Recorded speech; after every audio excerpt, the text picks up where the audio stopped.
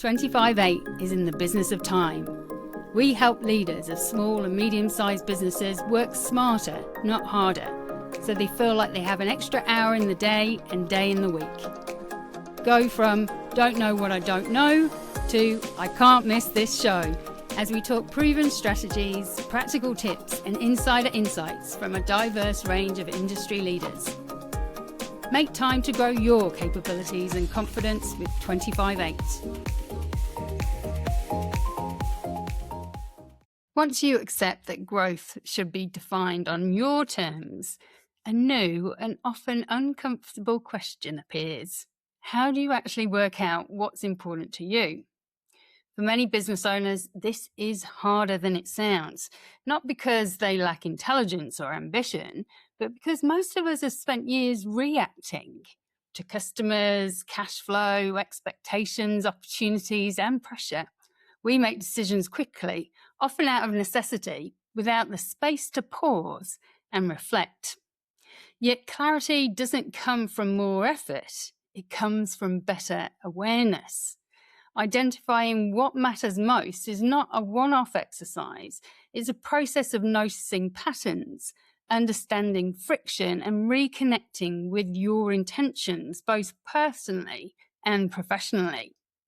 Welcome to this episode of Make Time, where I'll talk about how to identify what's important to you and your business, as a follow-on from last week's episode where we looked at setting growth goals on your own terms. I'm your host, Sam, and I'm passionate about helping you and your business thrive by working smarter, not harder. And thank you for joining me on this episode. Many business leaders assume they should already know what they want. When they don't, they interpret that as indecision or weakness. In reality, the opposite is true. Business has a way of blurring priorities because you're rewarded for responsiveness, not reflection. Urgency crowds out intentional thinking. Short-term survival often overrides long-term alignment, and success metrics are usually external, not personal. Over time, this can leave people feeling busy but dissatisfied, successful on paper, yet disconnected from the life the business was meant to support. That's discomfort, and it's not a failure, it's a signal. One of the most effective ways to identify what matters is not by starting with vision, but by paying attention to friction. Friction shows up as persistent frustration, avoidance of certain tasks or decisions, feeling stretched, resentful, or constantly on. Work that drains your energy rather than builds it. Revenue that doesn't feel worth the effort required. These moments are incredibly valuable. They are clues. Rather than pushing through them or dismissing them as just part of business, ask, what is this tension telling me? Is this misaligned with how I want to work or live? Is the problem the work or the way the business is structured? Often the issue is not ambition or capability, it's a mismatch between the business model and the life that it's meant to support. We encourage leaders to reframe the purpose of their business in human terms, not how big should this business be, but what role does this business play in my life?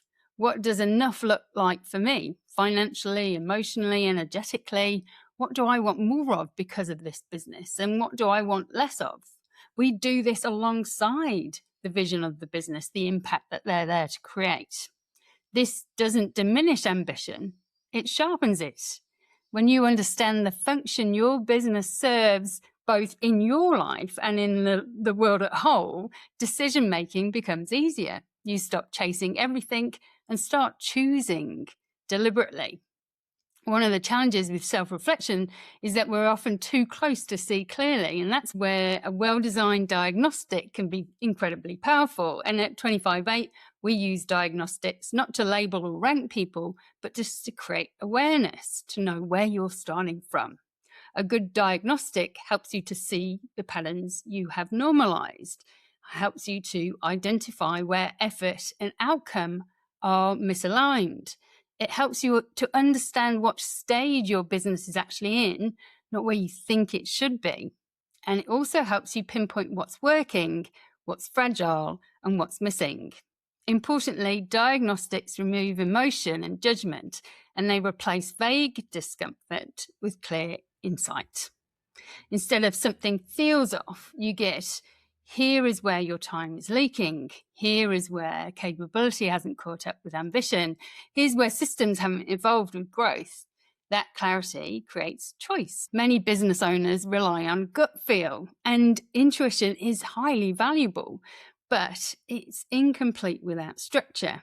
Diagnostics often surface where revenue is coming from the wrong activities, or where the business has outgrown its current systems, or where the leader is operating below their strategic capability, where the business stage has shifted, or where it needs to shift to. It also shows you where effort is high, but leverage is low. These insights don't mean that you've failed. They mean that you've evolved and the business hasn't caught up yet, or the business has evolved and you haven't caught up yet. Once you can see this clearly, you can make intentional decisions about what to change, refine, or let go of. Clarity alone isn't enough. The next step is focus, not what could I do, but what matters most right now. And this is where many leaders fall back into overwork, trying to fix everything at once because there's often lots to do. But sustainable growth rarely comes from doing more. It comes from doing the right things in the right order. A focused approach asks, what is the one constraint holding the business back? Or what capability, if strengthened, would unlock the next stage? What change would reduce the most friction? What investment of time or effort would create the greatest return? Focus transforms overwhelm into momentum. What's important to you today may not be what's important to you in 2 years, and that's not inconsistency, that's growth. The most effective leaders regularly revisit this. They revisit their definition of success. What does that mean for them? They revisit their relationship with work, their role in the business, what they love to do, what they don't love to do, the balance between ambition and sustainability. Diagnostics, reflection, and structured check-ins give you permission to evolve without blowing everything up or starting from scratch. You don't need to abandon your business to realign it. Often small strategic shifts create really profound change. Identifying what matters is not self-indulgent. It's responsible leadership. When you're clear, your decisions improve. Your energy is better protected, your business becomes more resilient, and your customers are better served. And perhaps most importantly, your business stops running you. Extraordinary outcomes are built on ordinary clarity, revisited often. And sometimes the most powerful next step is simply having the right mirror held up so you can see what's already there and choose what comes next. Thanks for listening to Make Time, a business podcast by 25/8. If you like the show, please take a moment to write a review and feedback on what you'd like to hear next. If you never want to miss an episode, hit subscribe or follow on your favourite listening channel. If you want to get even smarter, join our newsletter, community, or take one of our programs. Links down below. See you next time.